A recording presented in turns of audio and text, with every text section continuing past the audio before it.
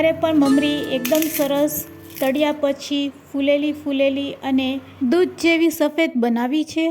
Hello friends, welcome to kitchen art. તો friends, આજે આપણે ચોખાના લોટમાંથી સેવ અને મમરી બંને બનાવીશું। તળ્યા પછી તે એકદમ સરસ ફૂલશે અને એકદમ રૂ જેવી થશે। વળી દાંત વગરના પણ ખાઈ શકે તેવી એકદમ રૂ જેવી પોચી લાગશે, ઉપરથી ક્રિસ્પી અને ખાવામાં એકદમ સોફ્ટ। તો ચાલો પરફેક્ટ માપ સાથે આજે આપણે ચોખાના લોટની સેવ મમરી બનાવીશું।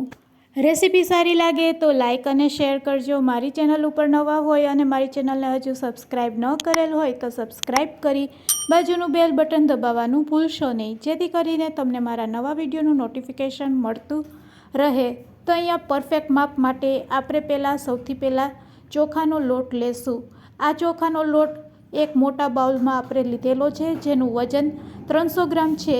આ ચોખાના લોટમાં આપણે 2 વાટકી જેટલા ચોખા લીધેલા છે અને અડધી વાટકી જેટલા સાબુદાણા નાખી લોટ તૈયાર કરેલો છે।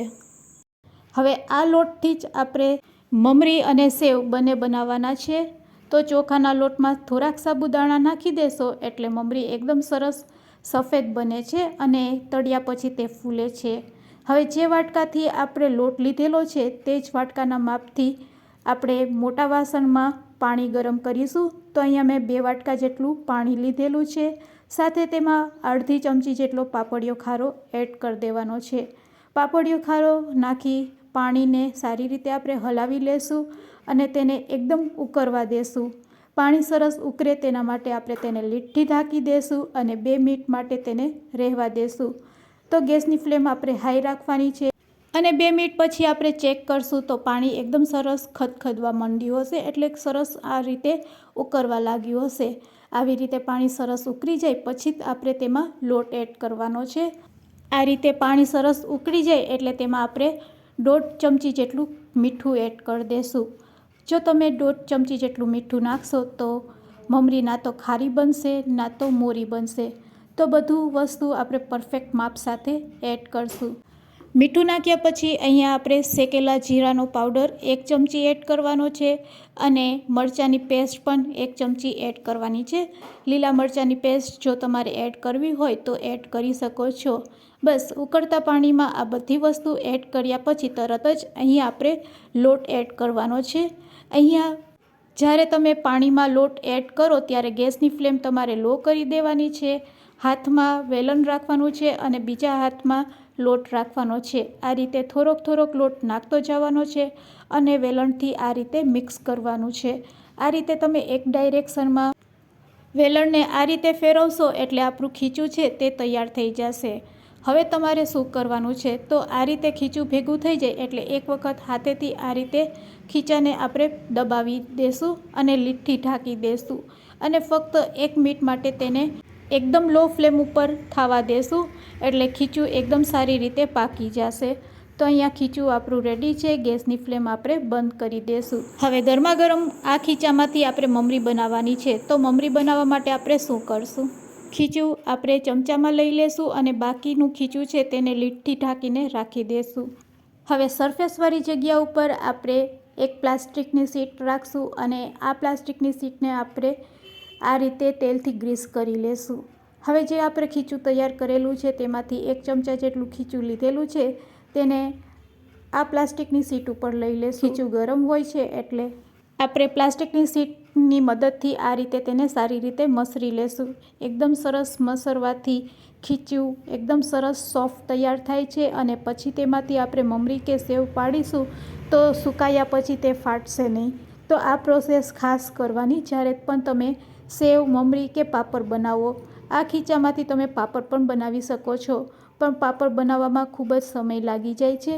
તો મમરી અથવા તો સેવ બનાવો એટલે ફટાફટ તૈયાર થઈ જાય છે। તો હવે તમે જોઈ શકો છો આ રીતે લોટને મસરી લીધા પછી લોટ એકદમ સરસ સ્મૂથ પણ થઈ જાય છે અને લોટ પણ એકદમ વ્હાઈટ થઈ જાય છે। હવે મમરી બનાવવા માટે આપણે સંચાને અને તેની જાળીને તેલથી ગ્રીસ કરી લેશું।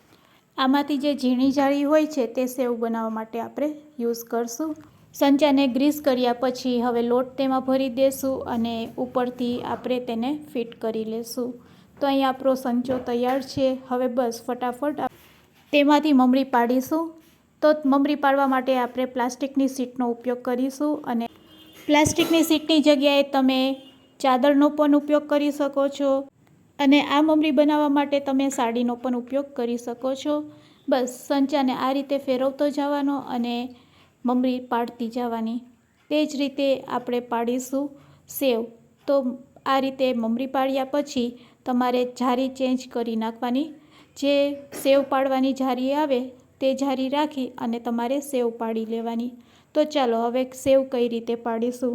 આ રીતે મમરી પાડ્યા પછી આપણે 1 દિવસ માટે તેને તડકામાં સૂકવશું અને 1 દિવસ પછી તે સરસ સુકાઈ જાય છે. સેવ બનાવવા માટે આપણે સેવની જારી લેશું અને સેવને આ રીતે ગોળ ગોળ પાડીશું. એટલે સેવ સરસ એકબીજાને ચોંટશે અને તળતી વખતે સરસ ફૂલશે. તો બસ આ રીતે તમારે સેવ પાડી લેવાની છે અને જો મમરી બનાવવી હોય તો બસ મમરીની જારી તમારે સંચામાં ફિટ કરવાની છે. તો ફ્રેન્ડ્સ, આ રેસીપી તમે ક્યાંથી જોઈ રહ્યા છો તે મને કમેન્ટ્સમાં જરૂરથી કહેજો. મારો વિડીયો થોડોક પણ તમને યુઝફુલ લાગતો હોય તો શેર કરવાનું ભૂલશો નહીં અને હા, લાઈક આપવાનું પણ ભૂલશો નહીં. તો તડકામાં 1 જ દિવસમાં મમરી છે તે સરસ સુકાઈ જાય છે અને સુકાયા પછી તમે જોઈ શકો છો મમરીનો કલર એકદમ વ્હાઈટ છે અને તેલમાં તળશો તો પણ તે સરસ ફૂલશે. સુકાયા પછી પણ મમરી એકદમ સરસ વ્હાઈટ લાગે છે. તેનું રીઝન એક જ છે કે પાણી ઉકળતું હતું ત્યારે આપણે ઉકળતા પાણીમાં જીરાનો પાવડર એડ કરેલો હતો અને જીરાનો પાવડર એડ કર્યા પછી આપણે પાણીને વધારે ઉકળવા દીધું નથી. તમે જીરાનો પાવડર એડ કર્યા પછી તરત જ લોટ નાખશો એટલે મમરી છે સુકાયા પછી પણ એકદમ સરસ વ્હાઈટ રહે છે અને તળ્યા પછી પણ એકદમ સરસ ફૂલે છે અને એકદમ સરસ વ્હાઈટ લાગે છે. તો ફ્રેન્ડ્સ, આજની મારી ટિપ્સ તમને કેવી લાગી તે મને કમેન્ટ્સમાં જરૂરથી કહેજો. ઉપયોગી લાગી હોય તો તમારા ફ્રેન્ડ્સ, મિત્ર અને ગ્રુપમાં શેર કરવાનું ભૂલશો નહીં. મારી ચેનલને સબસ્ક્રાઈબ ન કરેલ હોય તો સબસ્ક્રાઈબ જરૂરથી કરી લેજો અને હા, વિડીયોને એન્ડ સુધી જોયો હોય તો એક લાઈક આપવાનું ભૂલશો નહીં. Thanks for watching. ફરી મળીશું એક નવી જ રેસીપી સાથે.